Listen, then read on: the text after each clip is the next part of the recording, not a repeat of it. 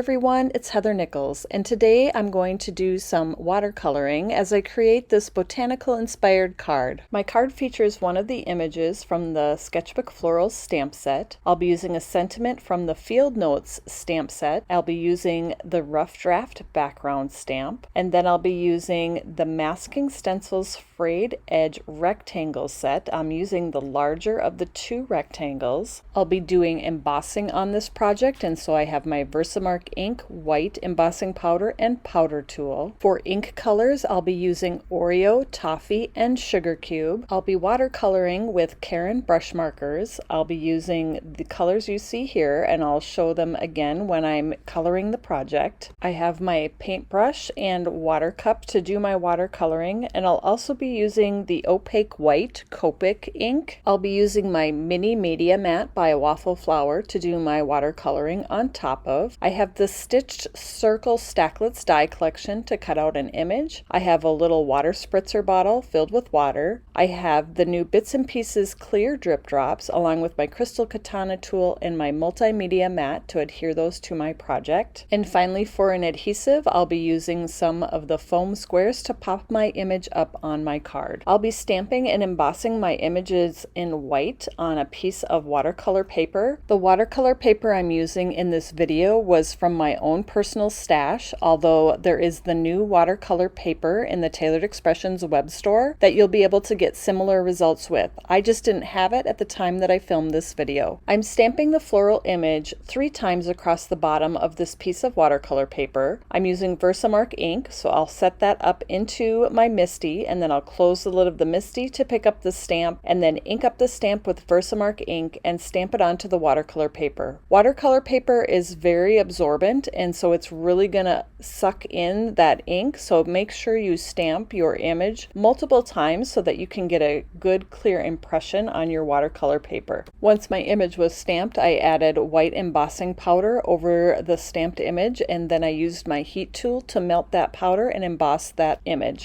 I repeated these steps to stamp and emboss the other 2 floral images across the bottom of my paper. Now that the images are embossed, it's time to add color. I'm using plum, olive black, and curry for the main flower image, and I'll be doing a wet on wet technique to watercolor these flowers. What that means is I'm going to take my water brush and I'm going to wet the surface of the paper and then add the color to that wet surface so that the color will spread. For the purple petals on the flowers, I'm touching the marker to the base of each wet petal, and you'll see that the color just kind of blends out from there. And then I'll use my paintbrush to help push the color out to fill in that whole area. I'll go back and touch the marker again into places where I want a little bit darker or more saturated color. One of the things that I love about embossing my images that I'm going to watercolor is that it creates these sort of pockets so that the color will stay exactly where I want it to go.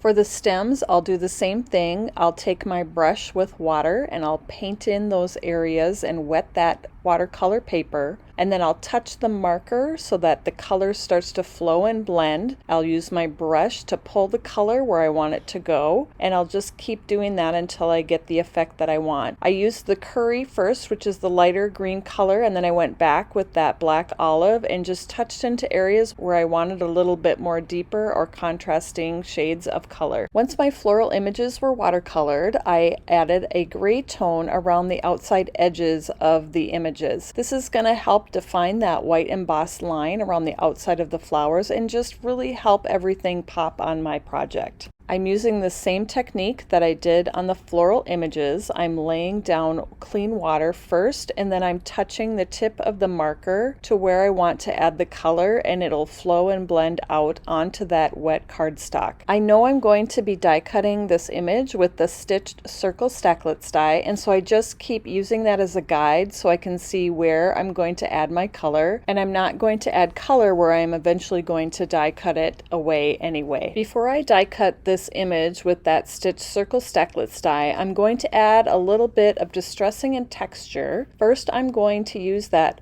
rough draft background stamp. I'm going to ink it with some Toffee ink, and I'm spritzing the stamp with some water, and I'm not putting this stamp in a MISTI or on a block. I'm just going to use my hands to press it onto my image just to get some different textures across the top of the design. I'm also adding spatters, and I'll do that with the brush marker by adding the color directly to the media mat. Then I'll use my water brush to pick up the color and tap it on my finger to add the plum colored spatters. And then I'm also adding spatters with the opaque white Copic ink. The white splatters are definitely going to be more subtle on this image, but it's going to show up a little bit better than if I had used the sugar cube ink. Next, I'll use that stitched circles stacklet die to cut out my floral image for my card. For the background on my card, I'll be using the Masking Stencils frayed edge rectangle, and I'm attaching that to a piece of Toffee cardstock and placing it in my MISTI because I'm using it to mask off an area to stamp. I'm putting the rough draft background into the MISTI, picking it up, inking it with sugar cube ink, and then stamping it into that opening of the stencil. To stamp my sentiment onto my background, I'm going to use a piece of acetate in my MISTI just to help me line things up the way that I want them to look. So I'm taping that into my MISTI, and then I'll add the piece of cardstock for my background